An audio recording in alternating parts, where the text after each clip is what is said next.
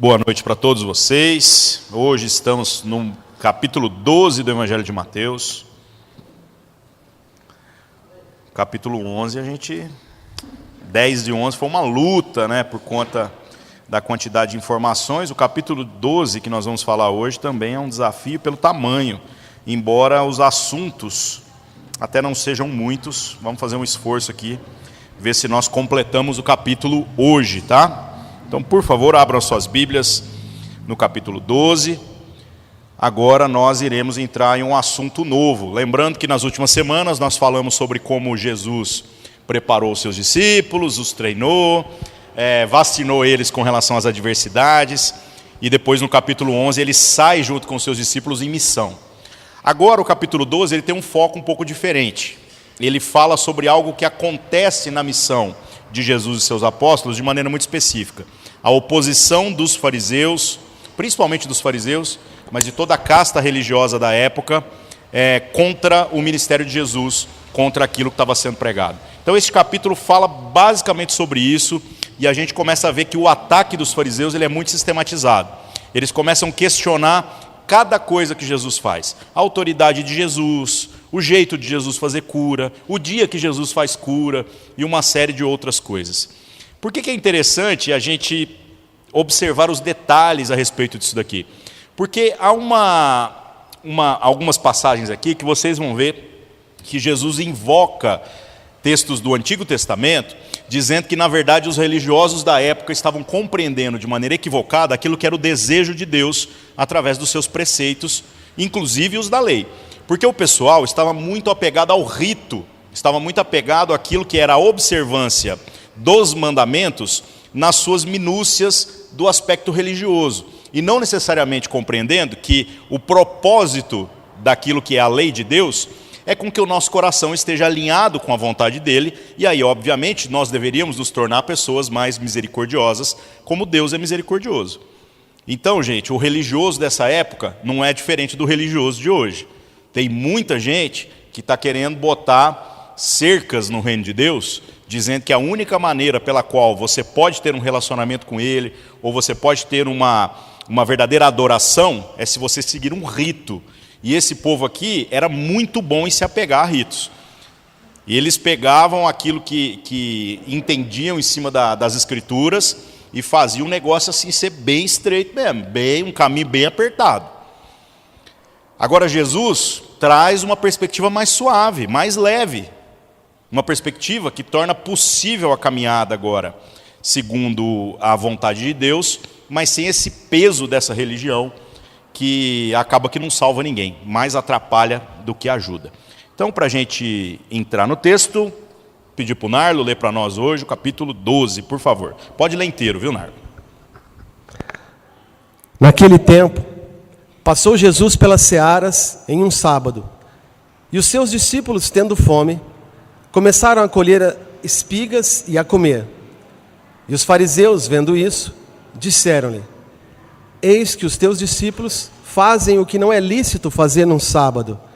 Ele, porém, lhes disse: não tendes lido o que fez Davi quando teve fome, ele e os que com ele estavam? Como entrou na casa de Deus e comeu os pães da proposição que não lhe era lícito comer, nem aos que com ele estavam, mas só aos sacerdotes? Ou não tendes lido na lei que aos sábados os sacerdotes no templo violam o sábado e ficam sem culpa? Pois eu vos digo que está aqui quem é maior que o templo. Mas se vós soubesseis o que significa misericórdia quero e não sacrifício, não condenaríeis os inocentes, porque o Filho do Homem até do sábado é Senhor. E, partindo dali, chegou à sinagoga deles. E estava ali um homem que tinha uma das mãos mirrada. E eles, para acusarem Jesus, o interrogaram dizendo: é lícito curar nos sábados? E ele lhes disse: qual dentre vós será o homem que, tendo uma ovelha, se num sábado ela cair numa cova, não lançará a mão dela e a levantará? Pois quanto mais vale um homem do que uma ovelha? E por consequência lícito fazer bem nos sábados. Então disse aquele homem: estende a mão. E ele a estendeu e ficou sã como a outra. E os fariseus, tendo saído, formaram um conselho contra ele para o matarem. Jesus, sabendo disso, retirou-se dali e acompanhou uma grande multidão de gente, e ele curou a todos. E recomendava-lhes rigorosamente que o não descobrissem, para que se cumprisse o que fora dito pelo profeta Isaías, que diz: Eis aqui o meu servo, que escolhi, o meu amado, em quem a minha alma se compraz. Porei sobre ele o meu espírito, e anunciará aos gentios o juízo. Não contenderá, nem clamará, nem alguém ouvirá pelas ruas a sua voz. Não esmagará a cana quebrada, e não apagará o morrão que fumega, até que faça triunfar o juízo, e no seu nome os gentios esperarão.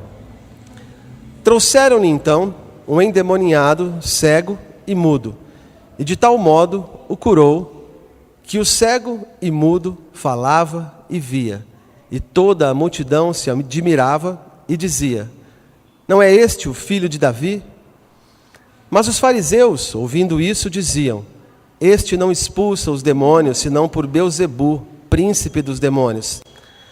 Jesus, porém, conhecendo os seus pensamentos, disse-lhes: Todo reino dividido contra si mesmo é devastado, e toda cidade ou casa dividida contra si mesma não subsistirá.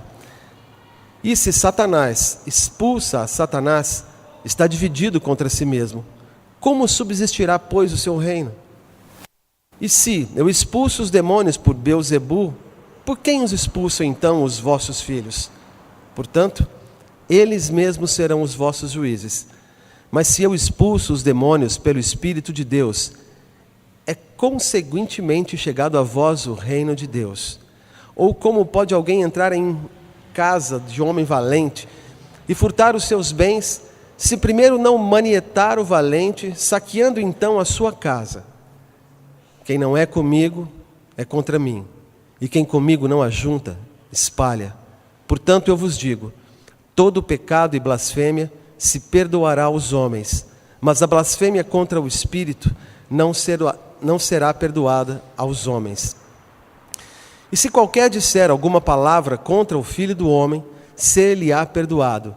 Mas se alguém falar contra o Espírito Santo, não lhe será perdoado, nem neste século, nem no futuro.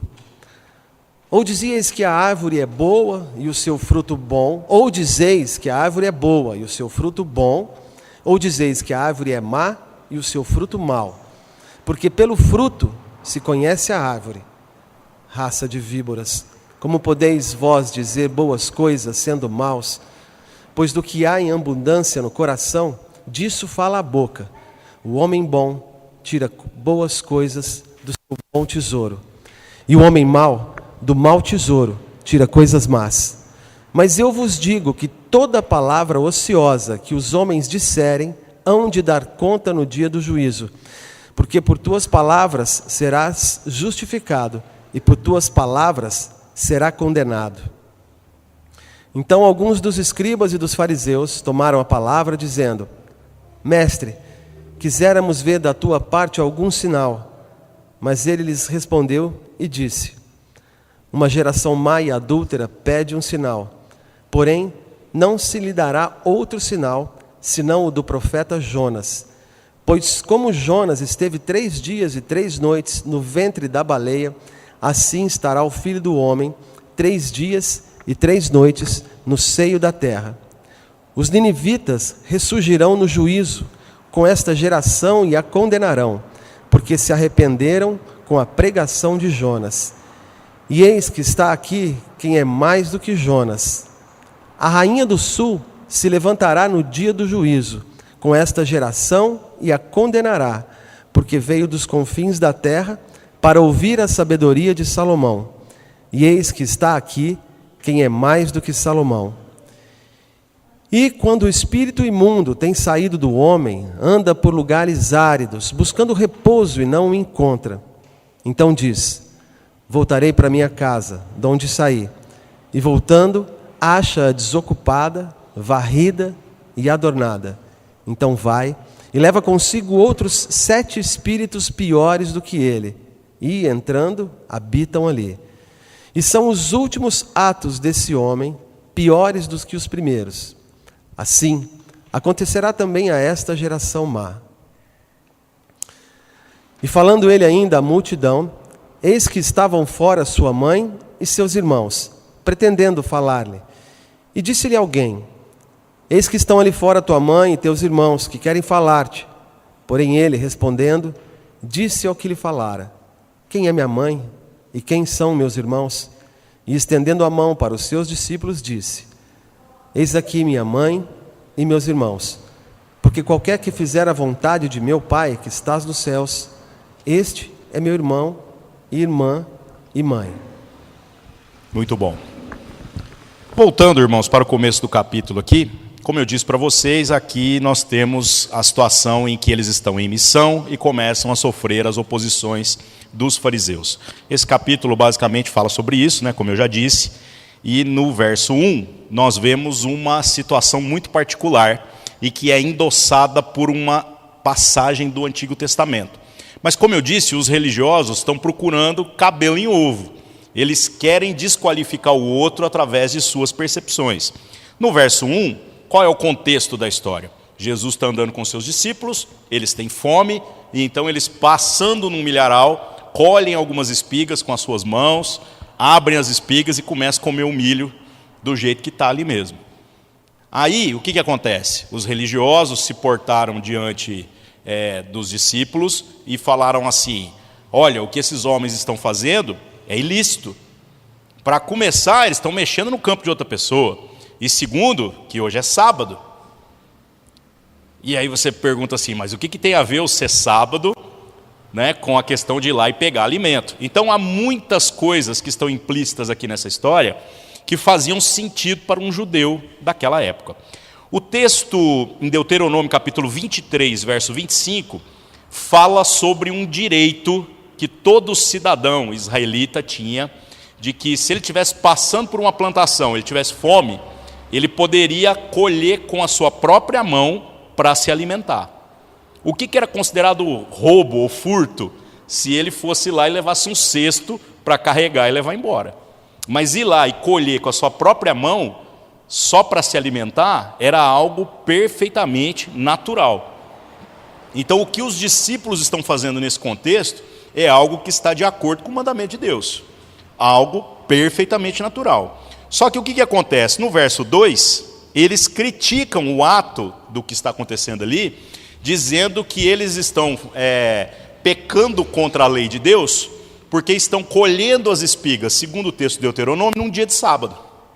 E meus irmãos, quando que na lei do sábado diz que você não deve colher uma determinada coisa para poder se alimentar, ou seja, suprir o básico da sua subsistência do corpo? Então a lei não fala a respeito dessas coisas. Em outras passagens a gente vê Jesus confrontando os fariseus, dizendo assim: vocês atam fardos pesados sobre as costas dos homens, mas vocês não ajudam eles a carregar nem com o dedo. Então do que Jesus está falando quando ele critica o ensino dos fariseus? Ele está falando desse tipo de percepção. Então para um judeu havia esta orientação explícita de que o sábado deveria ser guardado. O que era o guardar o sábado? Era um dia onde se consagrava ao Senhor e exatamente por conta disso se descansava. As únicas coisas que eram permitidas, entre aspas, eram os compromissos de natureza religiosa. Ou seja, ir ao templo e outras coisas do tipo.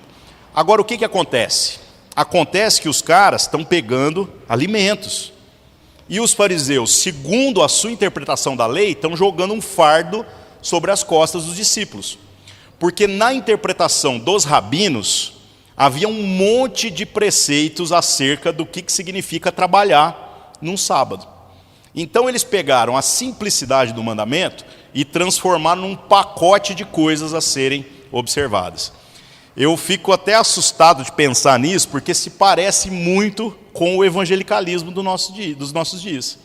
Muita gente chega na igreja e fala assim: então, como é que é o processo para namorar? Aí o pessoal quer saber como é que são as regras que a gente trabalha para a pessoa se envolver num relacionamento. Ué, gente, as regras estão tudo na Bíblia, né? Sexo depois do casamento, e nós temos um porquê, uma explicação racional do porquê disso, e no resto, seja homem, que honra o ser homem na vida da mulher, e a mulher seja mulher para honrar o ser mulher na vida do homem, e pronto, acabou, velho. O resto é invenção. O resto são coisas que a gente vai adicionando, que vai ficando mais caro, vai ficando mais complicado. O que os judeus aqui, o que os fariseus interpretavam a respeito do sábado? E eles começaram a escrever um tanto de coisa. Então, havia uma interpretação que dizia que caminhar mais do que tantos passos no sábado é trabalho. Então, você imagina o fardo que é. Você sai no sábado e você pensa assim, preciso de uma Coca-Cola.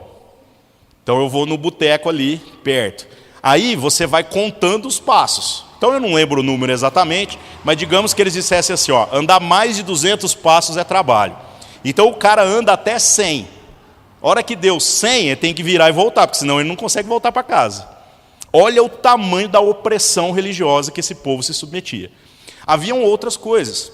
Havia um preceito também que dizia que trabalho era carregar mais do que tantos quilos. Então, de repente, no sábado, o cara tem um saco de alimento para transportar, ele não pode tirar dali, porque se ele carregar esse peso, ele está trabalhando. A lei não fala nada sobre isso, gente. Isso são os adendos religiosos que a cultura rabínica começou a colocar. E se vocês acham que isso já é exagero, piora.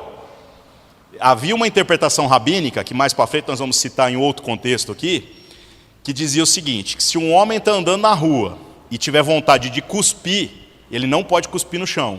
Ele tem que cuspir em cima de uma pedra. Porque se ele cuspir no chão, a saliva misturando com a terra, faz barro. E fazer barro é o trabalho do oleiro. Olha o naipe da paranoia que esse povo vivia. Então o que Jesus faz aqui? Ele quebra esse pacote todo. Jesus aponta aqui no verso 3 e 4, uma realidade que os fariseus não estavam atentos.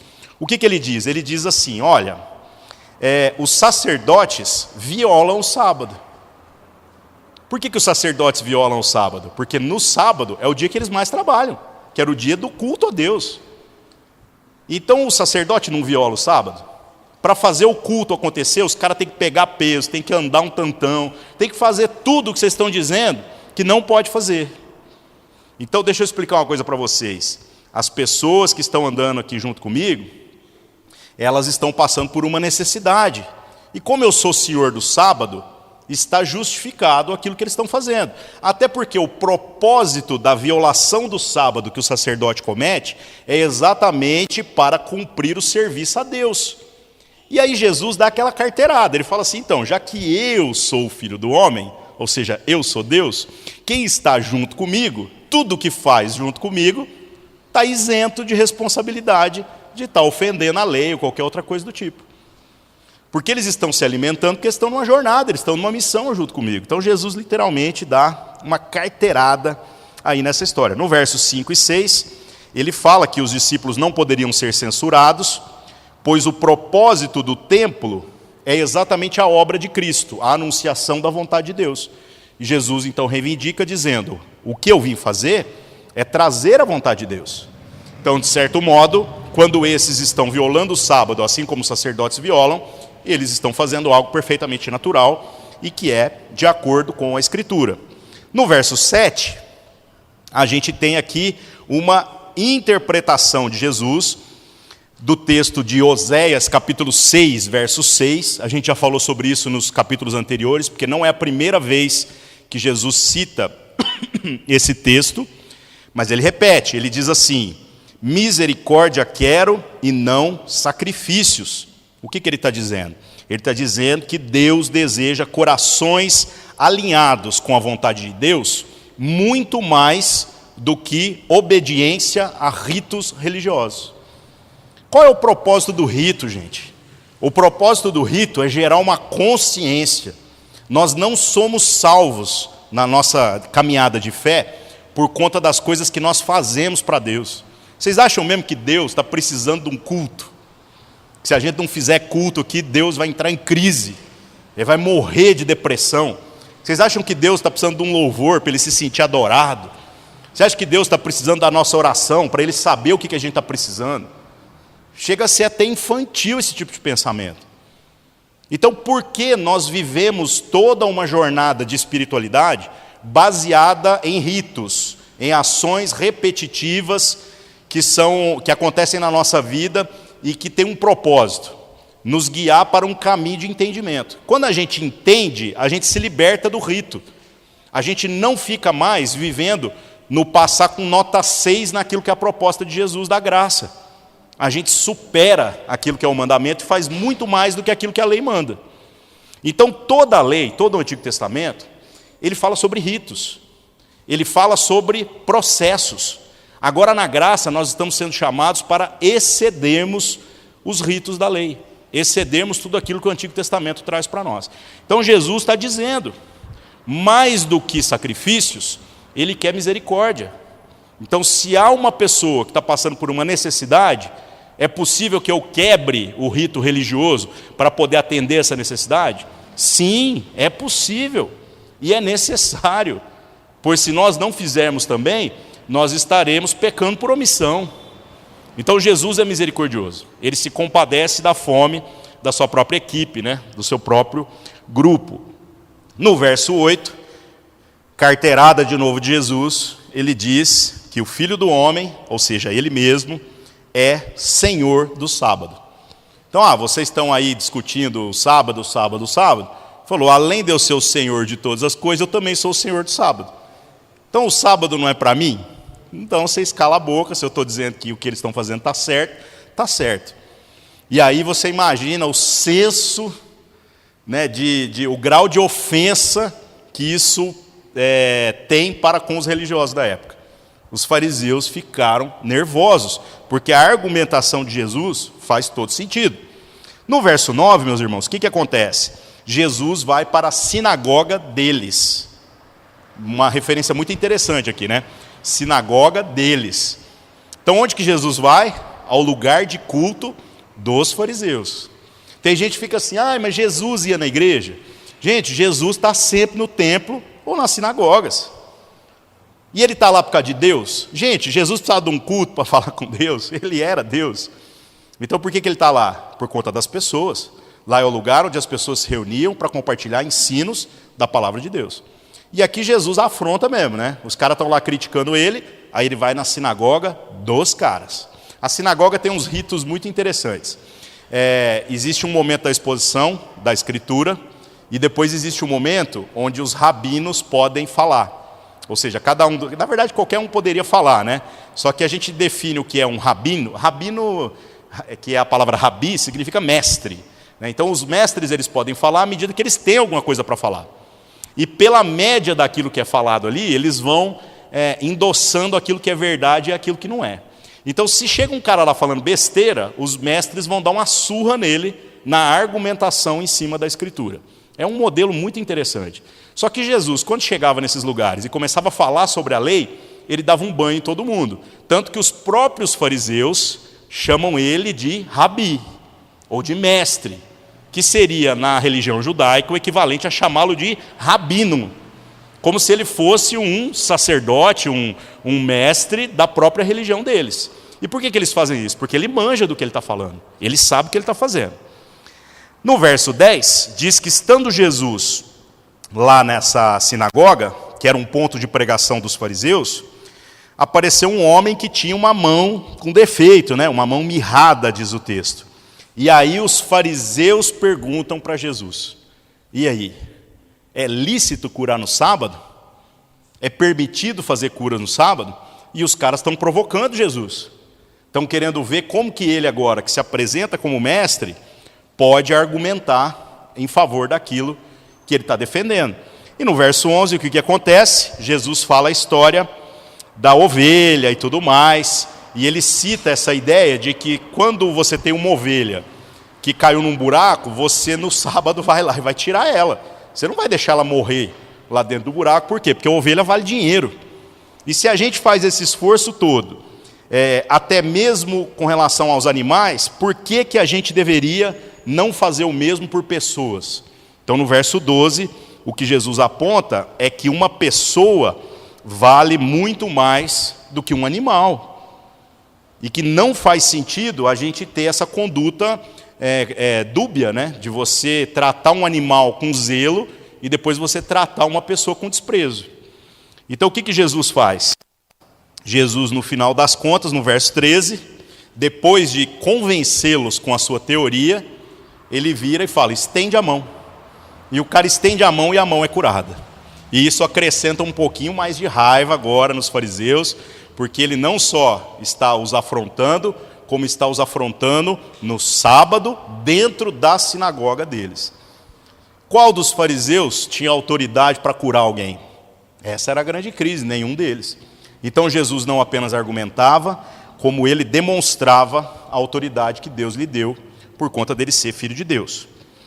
O que acontece? Verso 14, verso 13 e 14, os fariseus ficam com muita raiva e começam a conspirar sobre como poderiam tirar a vida de Jesus.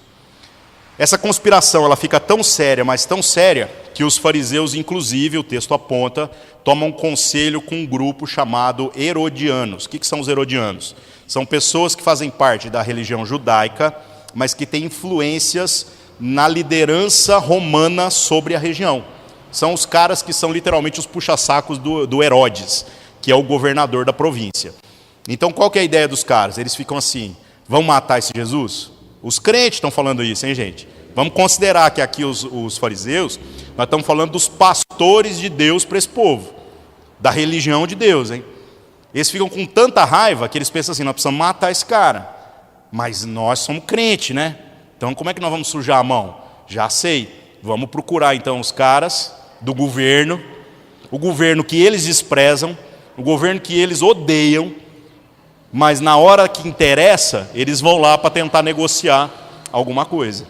Que situação assim complicada, né? E você acha que política é suja recentemente, né, gente? Política é política desde que o mundo é mundo. Toda vez que há um interesse, os inimigos se tornam amigos por conta de resolver uma questão em comum. Aí o que acontece?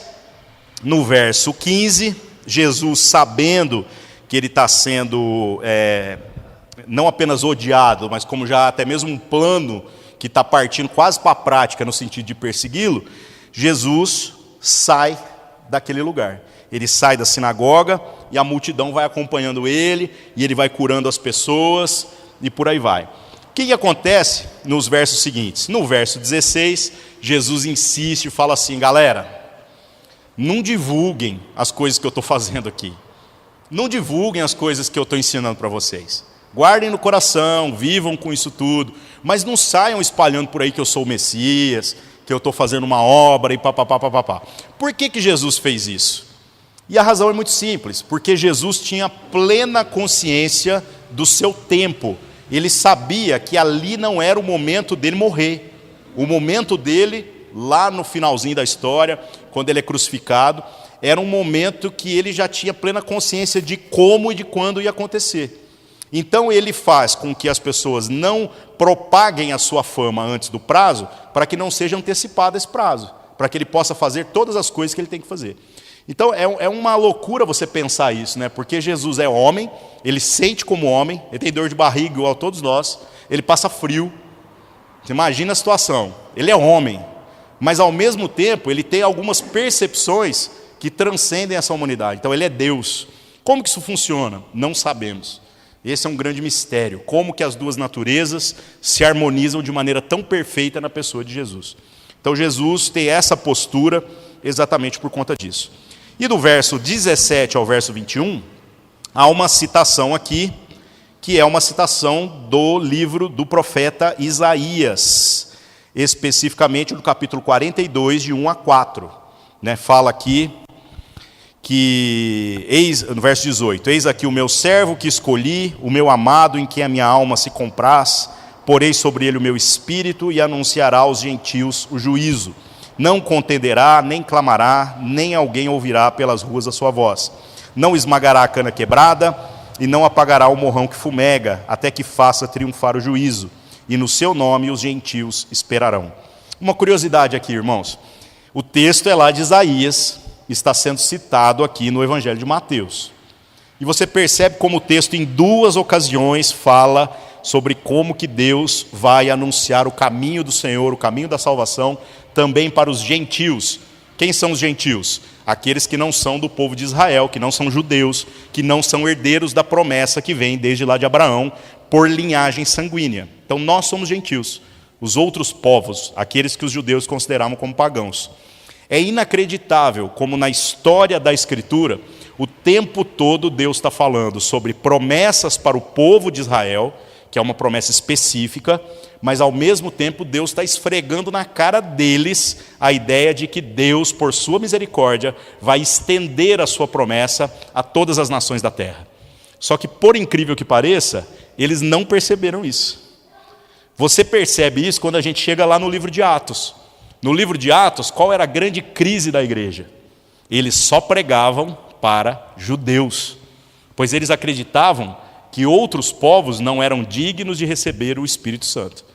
E como é que Deus resolveu essa parada? De duas maneiras. A primeira delas foi através de uma visão que deu para Pedro. Pedro viu um lençol descendo pelas quatro pontas assim, cheio de animais considerados impuros, porco e outros animais de pata fendida, que o judeu não pode comer. Então imagina o bacon, tudo aquelas coisas boas estava lá, né? E aí o que Pedro falou para Deus? Porque quando desceu aquele lençol, Deus virou e falou assim: Pedro, mata e come. E aí Pedro, na sua arrogância religiosa, vira para Deus e fala assim: que é isso, Senhor? Nunca comi nenhum animal desses impuro. E aí o lençol sobe, depois o lençol desce de novo. E por 3 vezes essa visão se repete e ele não entende o que está acontecendo. Depois ele veio a entender. Ele foi chamado também por uma visão para ir na casa de um sujeito que era gentil, e lá na casa desse sujeito, enquanto ele está pregando para os caras, com os pés atrás ainda, sem saber o que Deus está querendo nesse negócio, o Espírito Santo que estava sobre a vida dele, começa agora a agir sobre a vida dos gentios. Aí Pedro entrou em crise. Qual é a segunda providência de Deus para que essa promessa se cumprisse? A vida de Paulo. Paulo era judeu, mas Paulo também era romano. Então ele tinha uma dupla cidadania ali na história. Então o que acontece com Paulo? Paulo se torna o grande pregador no meio dos gentios. Enquanto os outros apóstolos estão cuidando da igreja ali em Jerusalém e região, Paulo sai nas suas viagens missionárias e começa a pregar o evangelho à torta e à direita até que ele chega em Roma. E exatamente por conta destas viagens de Paulo é que o evangelho chegou ao mundo ocidental da forma que a gente conhece hoje. Posteriormente, toda a igreja reconheceu que Paulo era um homem especial, era um homem escolhido, e é por isso que ele se autodenomina apóstolo. Quem mais se denomina apóstolo? Ninguém, gente, é só os 11 e Paulo. E por que ele se denomina apóstolo? Porque os mesmos sinais, a mesma autoridade que os apóstolos de Jesus tinham para efetuar curas, sinais e tudo mais, Paulo tinha. E outras pessoas tinham? Não tinham. Então, Jesus podia curar ou não curar. Mas esta autoridade apostólica era algo restrita apenas nestes 12 homens. Tá?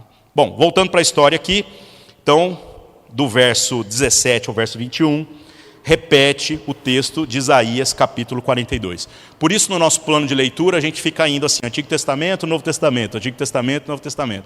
Por quê, gente? Porque a Bíblia está contando uma história só. Ela fica esfregando na nossa cara coisas lá atrás, que depois vão acontecer aqui na frente. Então é um livro escrito ao longo de 1000 e tantos anos, por cerca de 40 autores, que não se conheceram, a maior parte deles, né? E ainda assim o negócio está contando uma só história. Isso é inacreditável. No verso 22, trouxeram agora para Jesus, lembrando que ele já saiu da sinagoga, um endemoniado cego e mudo. E a referência aqui é bem interessante. Lembra que eu falei para vocês que toda vez que fala sobre as obras de Jesus, há uma separação entre o doente e o endemoniado. E por que a gente sempre enfatiza essa separação? Porque seria muito fácil se toda a situação de doença fosse de natureza espiritual. Porque aí a gente orava em nome de Jesus, o demônio saía, estava resolvido o problema. Então não é assim que funciona. Mas neste caso particular está descrito uma situação onde o endemoniado ficou cego e mudo por causa do demônio. Então entendam uma coisa, gente, nem todo caso é espiritual. Mas quando é espiritual, é facinho de resolver. E Jesus resolveu. O que ele fez?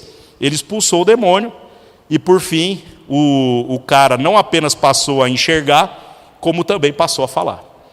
Todo mundo ficou deslumbrado com essa situação, e então falaram, poxa, que autoridade é essa, né?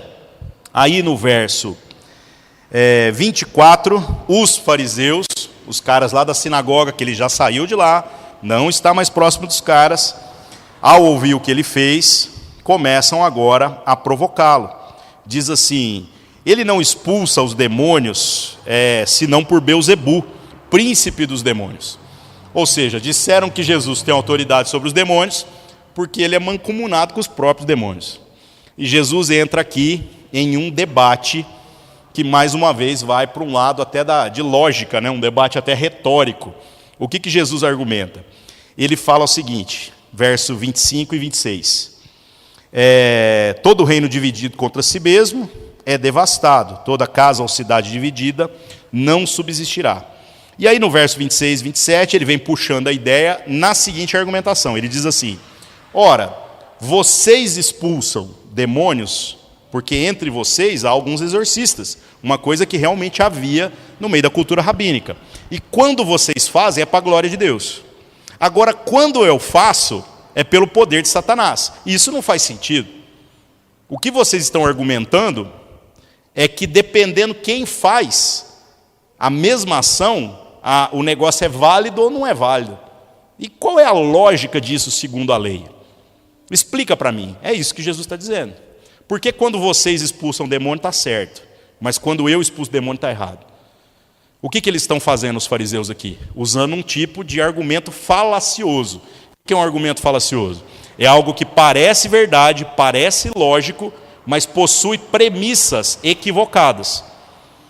O tipo de falácia que o fariseu usa aqui é uma falácia típica de internet nos nossos dias, viu, gente?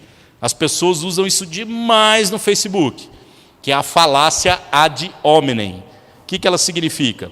Já que eu não consigo desqualificar o que você faz, eu não consigo desqualificar o seu argumento, então eu desqualifico você. É um ataque à pessoa, porque você não consegue atacar aquilo que a pessoa está dizendo ou está fazendo. Não é normal isso na internet? É ridículo, gente. Então, por exemplo, eu compartilho coisas no meu Facebook e tem gente que se irrita. Essa semana eu compartilhei uma frase do Buda. Aí tem gente que fica brava, fala assim, mas como assim, velho? Como é que você compartilha uma frase do Buda? E, gente, o meu pensamento é o seguinte, a verdade é a verdade, mesmo que ela esteja sendo dita na boca de Satanás. Satanás não tem compromisso com a verdade. Mas se o que ele está falando é verdade sempre ou nunca é. Não existe esse negócio de uma coisa ser verdade na minha boca e não ser verdade na sua. Isso não faz sentido. Uns tempos atrás também eu quase apanhei dos crentes porque eu compartilhei uma frase do Chico Xavier. E aí os caras falam, mas você concorda com o Chico Xavier? Eu falei, gente, isso é um argumento falacioso. Porque eu compartilhar uma frase de alguém quer dizer que eu concordo com tudo que a pessoa pensa. Gente, eu não concordo 100% com ninguém. Eu não concordo nem com a Bíblia. Mesmo sabendo que ela está certa e eu estou errado. Então o que a gente faz? A gente baixa a bola. Então a relação minha com a Bíblia é a seguinte, ela é verdade. Então eu baixo a bola daquilo que são as minhas opiniões. Eu não preciso concordar 100%, porque tem coisas que a gente não alcança às vezes o entendimento, para que eu possa ter uma relação com ela. Então eu creio que ela é verdade, é a palavra de Deus para a minha vida. Agora, com relação à opinião de outras pessoas, a gente vai garimpando. Quando alguém compartilha uma coisa que tem a ver com os princípios da palavra de Deus, me abençoa. Não interessa quem falou. E aí eu vou lá e passo essa ideia para frente. Agora, desqualificar o argumento por causa da pessoa, gente, é até infantil. E hoje está desse jeito, né? Hoje você pega alguém que argumenta uma coisa bem interessante, aí todo mundo vira e fala assim, mas quem que é essa pessoa? Essa pessoa aí no passado foi preso. Ué, gente, quer dizer que foi preso e está desqualificado? Então, deixa eu contar duas notícias ruins para você. Primeiro, que a maior parte dos apóstolos de Jesus também foi preso, por causa do Evangelho. E para piorar, Jesus também foi preso.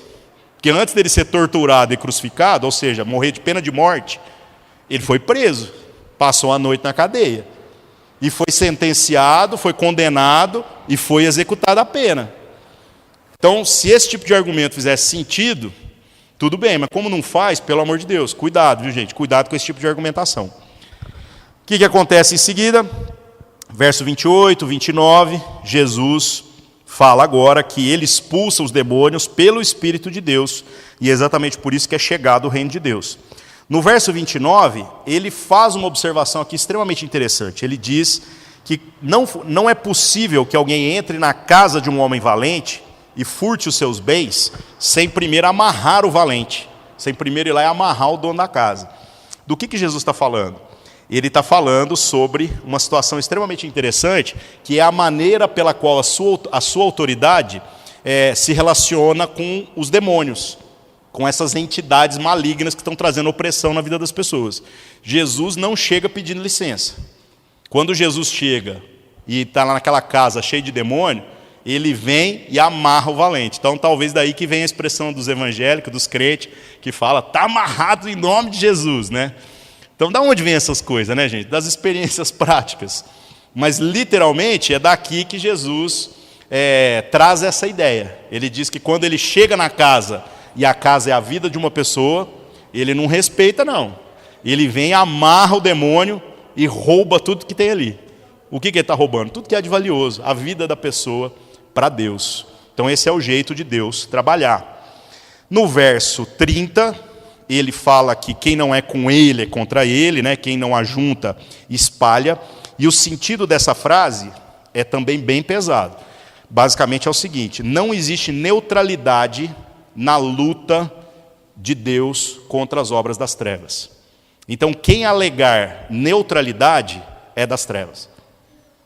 Quem disser que não quer tomar parte naquilo que é a luta das coisas de Deus com as trevas, não tem parte com Deus. Não está juntando, está espalhando. É disso que ele está falando. Pesado, né, irmãos? E, obviamente, ele está aqui esculachando com os religiosos, falando sobre isso. Do verso 33, pulei aqui, do verso 31 ao 32, entra também uma outra questão polêmica, e que muita gente às vezes tem dúvida, que é Jesus falando sobre o pecado contra o Espírito Santo, que diz que aquele que blasfemar contra o Espírito Santo, esse não encontrará perdão, nem agora, nem no futuro, nem em qualquer época. Gente, por que o Espírito Santo tem essa prerrogativa aí de não poder ser blasfemado, de não poder ser ofendido? Isso pode gerar, né, uma leitura superficial, pode gerar um entendimento equivocado a respeito da Trindade. Tem gente que vai achar assim, olha, o Deus Pai eu posso ofender, o Deus Filho eu posso ofender, mas o Deus Espírito Santo, considerando que os três são um só, eu não posso ofender. Então fica parecendo que o Espírito Santo é uma pessoa privilegiada na Trindade. E não é isso que o texto está apontando.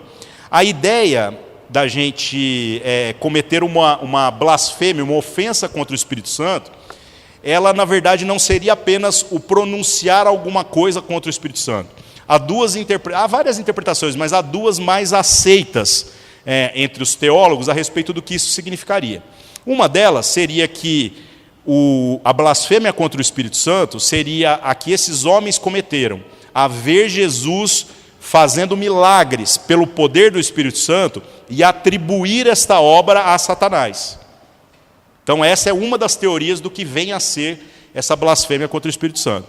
Os mesmos teólogos argumentam que não seria possível nos nossos dias que ninguém cometesse essa blasfêmia, porque a gente não vai ver mais Jesus fazendo obras pelo poder do Espírito Santo do mesmo jeito que foi visto nesse contexto da Escritura.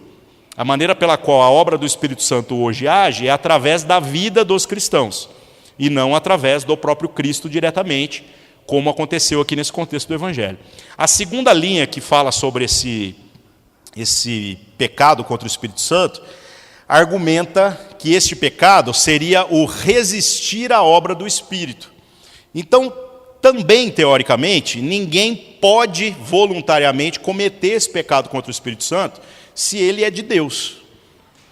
Ou seja, se a pessoa, até no final da sua vida, ela resistiu ao Espírito, não sei como isso funciona, não sei como isso é possível, então essa pessoa blasfemou contra o Espírito e é por isso que ela não tem parte com Deus.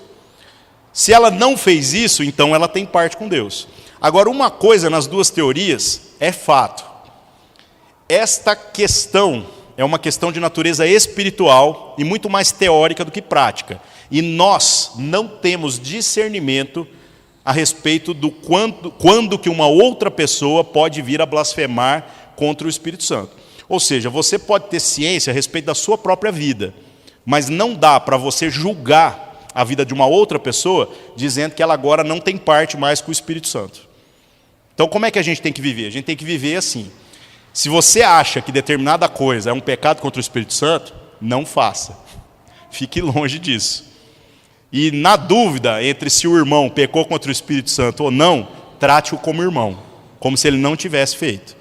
E isso é um problema dele com Deus, né? Uma questão bem interessante aqui, mas que, como eu já falei para vocês, não há uma concordância. Irmãos, o que nós cremos? Nós cremos em algo muito simples. Nós somos de Deus, nós somos chamados por Deus, e quem opera a salvação em nós é Deus. Então a última coisa que a gente tem que estar preocupado é com o pecado, porque o nosso foco não é não pecar, o nosso foco é viver as coisas que Deus deseja que a gente viva. Então quem fica preocupado com não pecar é quem ainda está vivendo na lei, está vivendo na relação com o mandamento infantilizado. Nós não, nós queremos viver na graça, na misericórdia, em tudo aquilo que Deus agora quer que a gente seja. E sendo esse negócio, a gente vai passar muito longe de qualquer blasfêmia que poderíamos cometer contra o Espírito Santo. Tá bom? Então relaxem, não se preocupem com isso. No verso 33 ao 37, também é uma ideia recorrente, algo que Jesus já falou lá no Sermão do Monte e que ele traz novamente aqui. Ele falou no capítulo 7 do próprio Evangelho de Mateus. O que ele diz? Ele diz o seguinte: as nossas palavras e as nossas obras são sintomas do nosso estado de coração. Ou seja, é só você olhar para as obras de uma pessoa e para as coisas que ela diz e você vai saber se essa pessoa é de Deus ou não é. É só você olhar para as suas obras e para as suas palavras e você vai ter certeza se você é de Deus ou não. Pesado, né? No verso 36 e 37, Jesus fala sobre o dia do juízo e aqui ele traz um peso que é novo, um peso que é confrontador. Ele diz que Deus examinará toda palavra fútil, frívola, toda palavra que foi dita pelos homens e não apenas as palavras más. Então o que isso aqui está querendo significar, irmãos? É o seguinte: todo o nosso falar precisa ser contaminado com os valores do reino de Deus. Então a gente conta piada, a gente ri, mas a gente tem que entender que o nosso Deus é Senhor sobre todas as nossas palavras. Então não faz sentido a gente ligar o modo evangélico e aí começar a falar no dialeto dos evangélicos. Oh, a gloriosa paz do Senhor Jesus, varão e não sei o quê. E depois, quando a gente sai da igreja, a gente desliga esse modo e volta para o modo profano. E depois ainda argumentando, dizendo assim, não, mas a gente vai nesse modo profano, mas esse modo profano é só brincadeira. Gente, Deus é Senhor sobre a nossa vida em todo o tempo. Então nós prestaremos conta a respeito de todas as palavras. Podemos brincar? Lógico que podemos. Podemos contar piada? Com certeza. Mas pelo amor de Deus, gente, como diriam os pentecostais, não sai do altar não na hora de contar uma piada. Isso é muito sério. Não sai do altar, não sai da presença de Deus na hora de jogar futebol. Como é que é? Não desce da cruz, né? Na hora de jogar futebol. Gente, futebol de crente é uma treta. Os caras brigam, velho, os caras xingam. A gente tinha um futebol, era o mais engraçado de todos. Quando alguém brigava ou xingava, a gente ia lá, todo mundo pôr pressão para o cara calar a boca, porque o povo é chato, a gente não sabe perder. Triste isso, né? Bom, o que mais que acontece? No verso 38, Jesus é confrontado novamente pelos escribas e fariseus, ou seja, mais uma vez os religiosos aqui pegando no pé dele, dizendo que gostariam de ver algum sinal, faça algum milagre. Gente, Jesus já fez um monte de milagre. Todos os capítulos anteriores aqui é Jesus fazendo milagre. Jesus ressuscitou morto, fez cego enxergar, paralítico andar. O que mais que esses caras querem? E Jesus fez isso exatamente no lugar onde ele está, na mesma cidade. O que esses caras estão dizendo? O que esses caras estão dizendo é o seguinte: nós queremos que você faça alguma coisa aqui na nossa frente que não seja necessário para nós ter fé para comprovar quem você é. E é exatamente isso que Jesus não vai fazer. Porque ele diz assim, é por fé. Você não pode ter uma relação com o Pai baseada naquilo que você vê, porque o que você vê não se sustenta. Então, meus irmãos, em nome de Jesus, creia. Creia além daquilo que se enxerga. Essa é a grande realidade. E, meus irmãos, trazendo isso para a nossa própria vida, vou ser muito honesto com vocês. O que sustenta a minha vida com Deus não é necessariamente as coisas que eu vivi e que eu experimentei. Não são as coisas que eu vi, mas são muito mais as coisas que eu aprendi a crer, segundo a palavra de Deus. Pois mesmo eu tendo visto coisas miraculosas, no dia mau isso não serviu de nada para a minha vida. Mas as coisas da palavra de Deus serviram. Quando eu acreditei no que Deus falou, isso se tornou algo bom para a minha vida. Então entendam a importância da fé nessa história aí. E a resposta de Jesus, né, no verso 39, ele fala sobre uma geração má e adúltera, e ele está fazendo uma referência, inclusive, ao que foi profetizado no livro de Jeremias, no capítulo 3, falando sobre a infidelidade da nação de Israel para com a vocação de Deus para ela. E no verso 40, a resposta de Jesus é que o único sinal que eles teriam é o sinal de Jonas. Qual que é a história de Jonas, né, gente? Um profeta que fugiu da missão que Deus deu para ele. No final ele foi jogado no mar, e aí diz que veio um peixe, engoliu ele, e aí lá dentro ainda Deus falou com ele e cuspiu ele exatamente na praia do lugar onde ele tinha que estar para completar a missão. Então é um profeta ranzinza, né? Me identifico demais com esse cara. Eu acho ele super gente boa, né? Ele odeia as pessoas, e eu fico assim, cara, eu odeio as pessoas às vezes também, né? Mas uma lição aqui foi dada, né? Tipo assim, se Deus mandou você fazer, faça. E aí Jonas foi lá, pregou para essa galera toda, e a cidade de Nínive inteira se arrependeu dos seus pecados. O que o verso 41 diz é que no dia do juízo, os ninivitas que se arrependeram, eles vão ser testemunhas contra os fariseus. Porque os ninivitas, a única coisa que eles testemunharam para poderem se converter é a denúncia de Jonas. O Jonas chegou lá e falou o seguinte, o Jonas fez a pior pregação do mundo, viu, gente? Ele chegou lá e falou o seguinte, ó, a parada é a seguinte, Deus vai acabar com essa cidade, vai mandar fogo, vai matar vocês tudo, porque vocês não têm parte com Deus, vocês são um bando de ímpio e tal. Imagina um cara assim, esculachando. E aí ele virou as costas e deve ter pensado assim, agora Deus vai acabar com esse povo. Só que o povo se arrependeu, Deus foi lá e perdoou. Agora esses caras aqui, os fariseus e escribas, qual é a situação deles? Eles viram o próprio Cristo. Os ninivitas não viram nada, velho. Eles viram um profeta ranzinza e se arrependeram. Então, irmãos, é um peso, né? E uma curiosidade é que fala sobre esse sinal de Jonas, e há uma crise aqui cronológica na leitura do texto.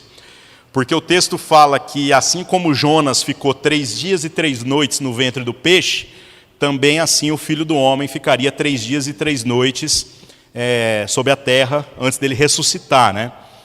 Essa cronologia não bate, e nós basicamente não sabemos por quê. Tem 2 teorias também.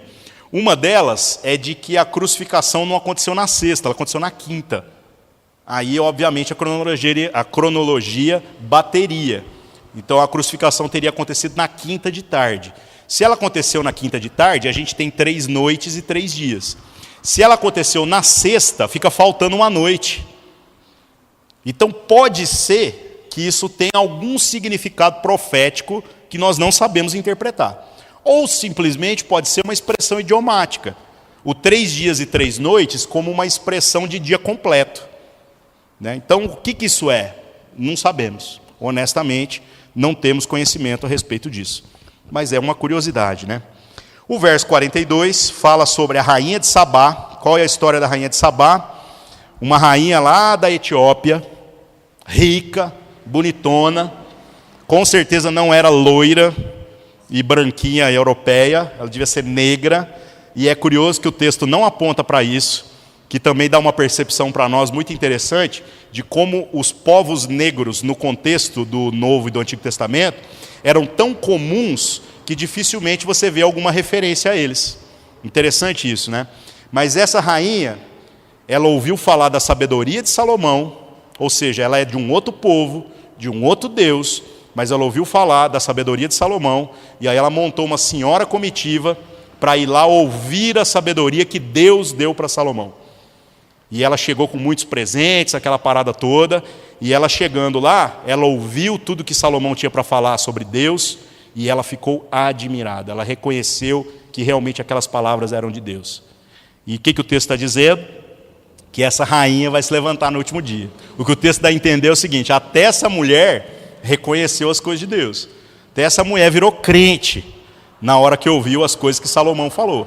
Agora vocês estão ouvindo aqui o próprio Cristo e não estão dando crédito. Ele termina o verso 42 dizendo aqui, ó: eis está aqui aquele que é maior do que Salomão. Mais uma vez ele reivindica. Do verso 43 ao 45, Jesus fala sobre a ideia de uma casa varrida e ornamentada, porém vazia. E a ideia do texto é a seguinte, gente: quando uma pessoa é libertada da opressão de Satanás, a casa agora está vazia. Mas se esta casa não for ocupada com aquilo que são as coisas de Deus, ou seja, se o Espírito de Deus não fizer morada em nós, sabe o que acontece? A gente não consegue se sustentar nessa limpeza que nós experimentamos. Então depois o demônio vai voltar e vai trazer ainda 7 espíritos piores do que ele. Por isso que nós não estamos preocupados em fazer campanha de expulsar demônio de gente que está passando na rua, como muita gente às vezes está preocupado. Sabe como é que você resolve uma situação de uma relação que a pessoa pode até ter com o sobrenatural, da questão de ter uma relação com demônios e tudo mais? É extremamente simples, através da palavra que vem e muda o nosso entendimento. Quando muda o nosso entendimento, gente, é como se a gente não apenas agora livrasse no sentido de limpar a casa, mas como se a gente agora a ocupasse com as coisas de Deus. E aí o diabo não pode vir. Por isso que o nosso foco é a pregação da palavra. E é curioso, né, gente? Porque tudo que a gente fala, a gente fica pregação, palavra, palavra. É isso. Cristo é a palavra. E a Escritura é o que é revelação suficiente de Deus para que a gente tenha conhecimento a respeito da palavra de Deus. No verso 46 ao 50, também é uma história só, que fala sobre a questão da relação de Jesus com a sua família. O que o texto aponta, gente? Muito simples. As pessoas viram a mãe de Jesus e os seus irmãos, e a multidão devia estar muito grande, eles não conseguiam chegar perto de Jesus, e aí então começam a gritar, né, chamando a atenção de Jesus. A galera querendo dar uma ajuda, falando assim: olha a sua mãe e os seus irmãos ali. E Jesus aqui fala a frase mais extraordinária de todas. Ele diz que a mãe e os irmãos, ou seja, aqueles que são família dele, são aqueles que fazem a vontade do Pai que está nos céus. O que Jesus está dizendo? Extremamente simples. Ele diz que o relacionamento espiritual entre Cristo e o crente é mais profundo do que laços sanguíneos. Ou seja, traduzindo em miúdos, o sangue de Cristo sobre nós é mais valioso do que o sangue que corre na nossa veia. Por isso que todo filho de Deus é filho por adoção. E por isso que a nossa noção de família precisa transcender a nossa responsabilidade sanguínea. Porque às vezes a gente quer ser muito bonzinho com as pessoas do nosso próprio sangue. Mas a gente não quer assumir responsabilidade por pessoas que não têm o mesmo sangue que a gente. Gente, nós nos chamamos de irmãos. E por que nós nos chamamos de irmãos? Porque ambos fomos adotados na família de Deus. O sangue que nos faz família não é o sangue que está nem na sua veia nem na minha. É o sangue que está na veia de Jesus e que foi derramado por nós. Então, da mesma maneira, esse espírito de adoção que há em Deus precisa haver em nós. Nós precisamos adotar uns aos outros. E não apenas nos chamarmos de irmãos, mas nos considerarmos como tal. Esta questão aqui de fazer a vontade do Pai é citada também no Evangelho de João, no capítulo 6, verso 29.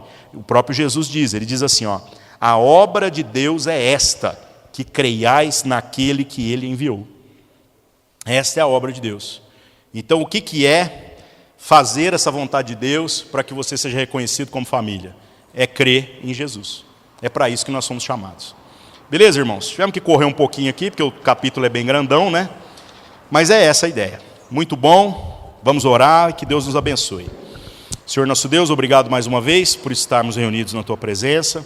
Que estas palavras possam ocupar lugar no nosso coração e que nós não sejamos a pedra de tropeço para aqueles que desejam ter um relacionamento com o Senhor, Pai. Mas que, muito pelo contrário, sejamos misericordiosos, sejamos graciosos e sejamos aqueles que tenham esse espírito de adoção, assim como o Senhor tem nos adotado. Que nós possamos nos responsabilizar pelos irmãos que o Senhor tem colocado na nossa vida e que o Teu nome seja glorificado em todo o nosso viver. Em nome de Jesus, amém.